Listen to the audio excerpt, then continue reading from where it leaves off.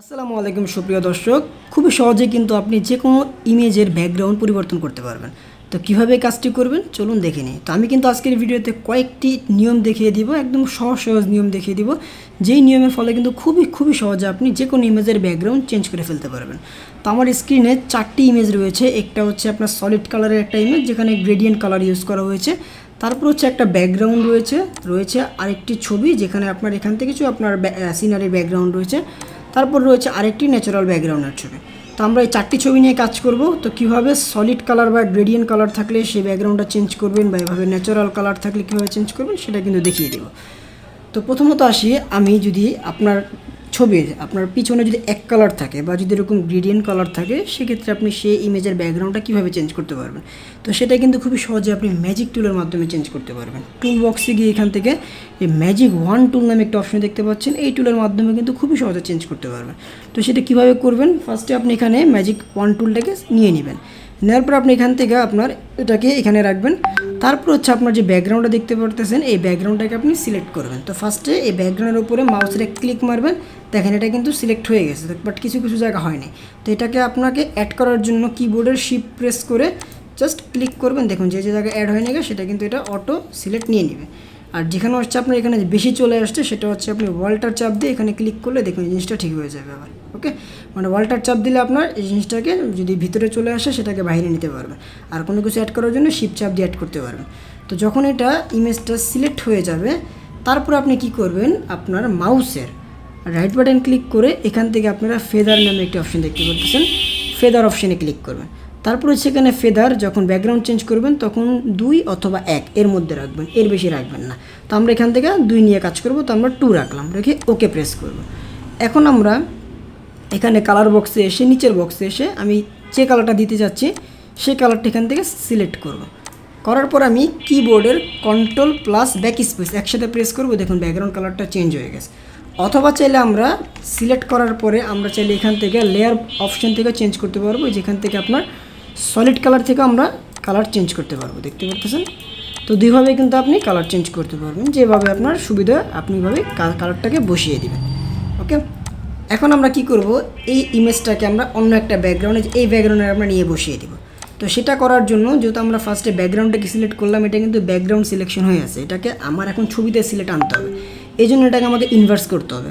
মাউসের right button click করব, এখান থেকে দেখুন আপনার সিলেক্ট ইনভার্স নামে একটা অপশন দেখতে পাচ্ছেন, ক্লিক করবেন, এটা ইমেজ থেকে সিলেকশন নিয়ে নেবে। অথবা আপনারা চাইলে কিবোর্ডের কন্ট্রোল শিফট আই প্রেস করলেও কিন্তু এটা ইনভার্স হয়ে যাবে।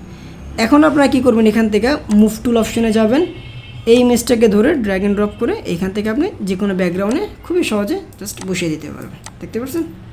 যদি ছবিকে ছোট করার প্রয়োজন পড়ে কন্ট্রোল টি প্রেস করবেন, এটা এভাবে সিলেক্ট হয়ে যাবে। শিফট ওয়াল্ট একসাথে প্রেস করে এটাকে এভাবে ছোট করতে পারবেন। তো ম্যাজিক ওয়ান টুল দিয়ে কিন্তু শুধু যদি আপনার সলিড কালার থাকে অথবা যদি গ্রেডিয়েন্ট কালার থাকে, মানে এক কালার থাকে, সেই কালারগুলো কিন্তু খুবই সহজে চেঞ্জ করতে পারবেন। যদি ব্যাকগ্রাউন্ডটা কিছুটা এরকম থাকে বা আপনার এরকম থাকে, সেটা কিন্তু আপনার ম্যাজিক ওয়ান টুল দিয়ে প্রপারলি কাজ করতে পারবেন না। তো সেটার জন্য একটা অন্যান্য টুলস ব্যবহার করতে হবে, সেটা কীভাবে করবেন দেখিয়ে দিচ্ছি। তো এখন আসি, যদি আমাকে এই ব্যাকগ্রাউন্ডটা, ধরুন আমার এই ব্যাকগ্রাউন্ডের এই যে এই মেয়েটাকে দেখতেছেন, এই মেয়েটাকে আমার রিমুভ করতে হবে, অথবা আমার ব্যাকগ্রাউন্ডের মধ্যে কোনো একটা অবজেক্টকে রিমুভ করতে হবে, সেটা আমি কীভাবে করব। তো সেটা কিন্তু আমি খুবই সহজে ল্যাসো টুলের সাহায্যে করতে পারবো। তো প্রথমত আমরা এখান থেকে ল্যাসো টুলে চলে যাব, এই জিনিসটাকে আমরা রিমুভ করব। তো আমরা কী করবো, এটাকে পুরোভাবে সিলেক্ট করে নেব। দেখুন এটাকে আমরা পুরোভাবে সিলেক্ট করব। যখন এখান থেকে সিলেক্ট হয়ে যাবে তখন আমরা এখান থেকে চলে যাবো এডিটে গিয়ে আমরা ফিল অপশানে চলে যাব। এখান থেকে কন্টেন্টে গিয়ে আমরা কন্টেন্ট অ্যাওয়ার্ড যে অপশানে দেখতে পাচ্ছেন ক্লিক করব। এখানে আর কোনো কিছু করার দরকার নেই, সিম্পলি ওকে প্রেস করব।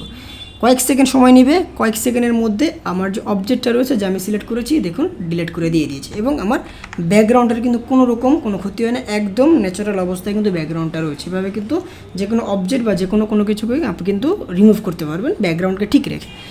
এখন আসি, যদি আপনার সলিড কালার না থাকে, সেক্ষেত্রে যদি এরকম ন্যাচারাল কালার থাকে, তো সেই ব্যাকগ্রাউন্ডগুলো আপনি কীভাবে চেঞ্জ করবেন, কয়েকটা মাধ্যমে চেঞ্জ করতে পারবেন। পেন টুলের মাধ্যমে চেঞ্জ করতে পারবেন, ল্যাসো টুলের মাধ্যমে চেঞ্জ করতে পারবেন, পলিগোনাল ল্যাসো টুলের মাধ্যমে চেঞ্জ করতে পারবেন। তো অনেক মাধ্যমে কিন্তু চেঞ্জ করতে পারবেন। তো একদম শর্টকাট কিছু মাধ্যমে আমি দেখিয়ে দিতেছি।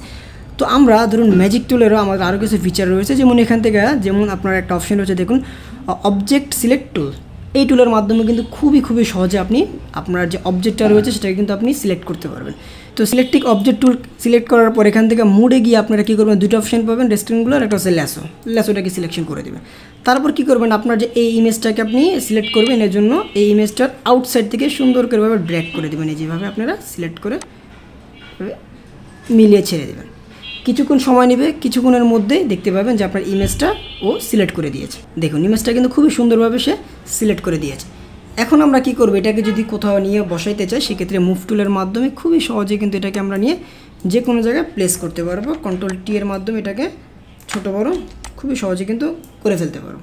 যদি ব্যাকগ্রাউন্ডটাকে রিমুভ করতে চাই সেক্ষেত্রে আমরা কী করতে হবে, এটা কিন্তু আমাদের অবজেক্ট সিলেক্ট হয়ে আছে, এটাকে আমার ইনভার্স করে ব্যাকগ্রাউন্ডে নিয়ে যেতে হবে। ইনভার্স করবো কীভাবে, রাইট বাটন ক্লিক করব বা আপনার কিবোর্ডের কন্ট্রোল শিফট আই প্রেস করব, এটা ব্যাকগ্রাউন্ডে সিলেক্ট হয়ে যাবে।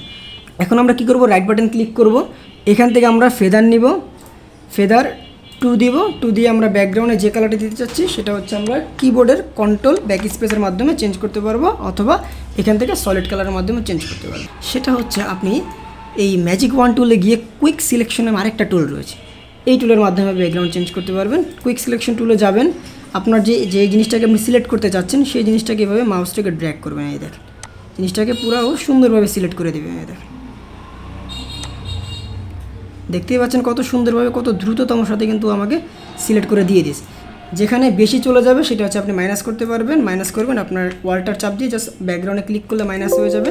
আর প্লাস করতে চাইলে নর্মালি মাউস ড্র্যাগ করে দিলে এটা এভাবে প্লাস হয়ে যাবে, মানে যেখানে হয় না গা সেটা সুন্দরভাবে হয়ে যাবে, যেমন এখানে হয় না গা এটা আমার হয়ে যাচ্ছে। ঠিক আছে, এইভাবে আপনি চাইলে সিলেক্ট করতে পারেন। সিলেক্ট করার পরে ব্যাকগ্রাউন্ড চেঞ্জ করার জন্য ইনভার্স করে আপনারা ব্যাকগ্রাউন্ড চেঞ্জ করে নিতে পারবেন। এছাড়াও যদি আপনার ইমেজটা একটু জটিল হয় বা যদি ব্যাকগ্রাউন্ডটা জটিল হয়, যদি এইভাবে সিলেকশন না হয়, সেক্ষেত্রে কিন্তু বেস্ট একটা অপশন রয়েছে, সেটা হচ্ছে পেইন্ট টুল। পেইন্ট টুলের মাধ্যমে কিন্তু যে কোনো অবজেক্ট বা যে কোনো কিছু কিন্তু আপনি খুবই সুন্দরভাবে সিলেক্ট করতে পারবেন, কিন্তু অবশ্যই আপনাকে পেইন্ট টুলের কাজটাকে আগে ভালো মতন শিখতে হবে।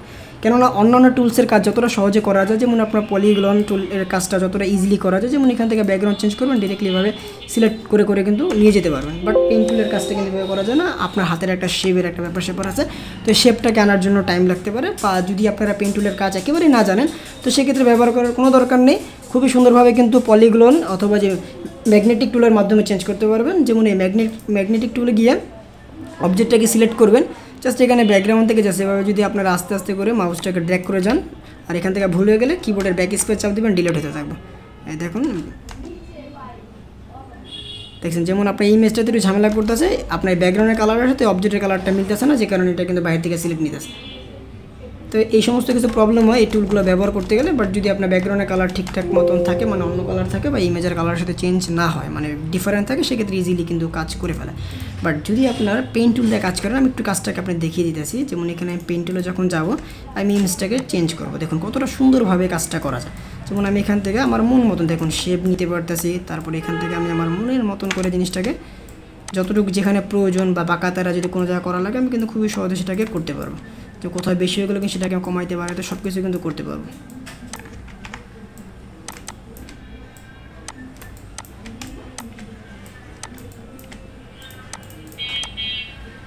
দেখতেই পাচ্ছেন আমি খুবই সহজে কিন্তু পেইন্ট টুলের মাধ্যমে এটাকে সিলেক্ট করে দিলাম। তো যখন পেইন্ট টুলের মাধ্যমে সিলেক্ট করবেন, এটা কিছু এরকম হয়ে আসবে, তখন কি করবেন, কিবোর্ডের কন্ট্রোল ইন্টার একসাথে প্রেস করবেন, এটা সিলেক্ট হয়ে যাবে। তখন ব্যাকগ্রাউন্ড সিলেক্ট করার জন্য যে same way control shift I চাপ দিয়ে ইনভার্স করে নেবেন, ফেদার নিয়ে নেবেন, ফেদার 2 করে জাস্ট ব্যাকগ্রাউন্ডটাকে চেঞ্জ করে নিতে পারবেন। তো ঠিক এইভাবে কিন্তু আপনি যে কোনো ইমেজের ব্যাকগ্রাউন্ড খুবই সহজে চেঞ্জ করতে পারবেন। আশা করি আমি যে নিয়মগুলো দেখিয়েছি বা যেভাবে দেখিয়েছি এভাবে কিন্তু আপনি খুবই সহজে যে কোনো ইমেজের ব্যাকগ্রাউন্ড পরিবর্তন করে নিতে পারবেন। তো আজকের ভিডিও পর্যন্ত। এই ভিডিও ভালো লেগে থাকলে লাইক করে দেবেন, চ্যানেল নতুন দর্শক হয়ে থাকলে চ্যানেলটিকে সাবস্ক্রাইব করে রাখবেন। দেখা হচ্ছে পরবর্তী ভিডিওতে। এই পর্যন্ত ভালো থাকবেন, আল্লাহ হাফেজ।